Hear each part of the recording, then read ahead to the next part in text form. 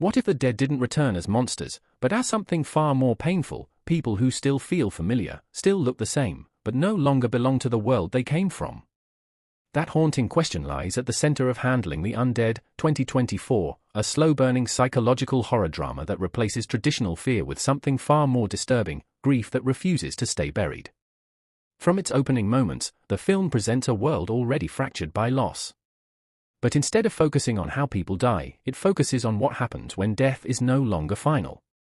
Something strange occurs that disrupts the natural boundary between life and death, forcing families to confront what they thought was already gone.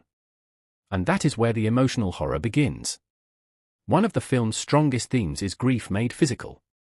Not metaphorical grief. Not symbolic grief. But grief returning in a tangible form, sitting at the dinner table, standing in the same rooms, looking exactly as they once did, but emotionally absent in ways that cannot be explained or fixed. The horror does not come from violence. It comes from recognition without connection. Another key theme is denial. Every character responds to the impossible in different ways.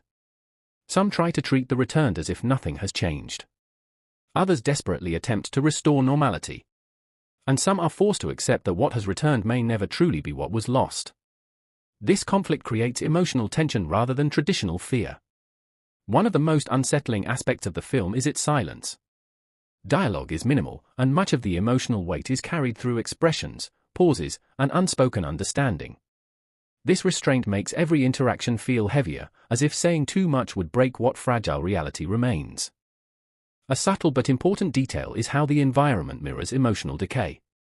Homes that once represented warmth and stability begin to feel static and hollow. Spaces remain unchanged, but their emotional meaning collapses as the living and the returned can no longer fully occupy them together. The film also explores identity without continuity. Even when someone physically returns, the question remains, is presence enough to define existence? Or does identity require memory, emotion, and mutual recognition? That ambiguity becomes central to the psychological tension. As the narrative progresses, each family faces an impossible emotional equation. Holding on to what has returned means refusing closure, but letting go means accepting irreversible loss all over again. There is no correct answer. Only emotional consequences. One of the most powerful hidden layers in the film is how it treats time. The return of the dead does not restore the past, it traps the present. Characters are no longer moving forward emotionally because they are constantly pulled back into unresolved relationships that cannot evolve. This creates a state of emotional suspension. By the final act, the film shifts from questioning what has returned to questioning what the living owe to the returned. Compassion and responsibility clash with reality and necessity.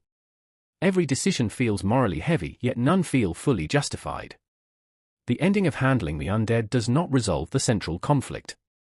Instead, it leaves audiences inside emotional ambiguity. There is no clean separation, no definitive closure, and no simple understanding of what has happened. That lack of resolution is intentional. Because the film is not about defeating death.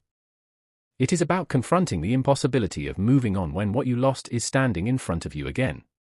The final message is quiet but devastating. Some losses are not meant to be reversed. Not because they cannot be, but because returning does not mean restoring. And sometimes, the hardest part of love is accepting when presence is no longer enough. If you enjoyed this analysis and ending explained, don't forget to subscribe to Movie Story Recaps, like, share, and comment which movie you want next.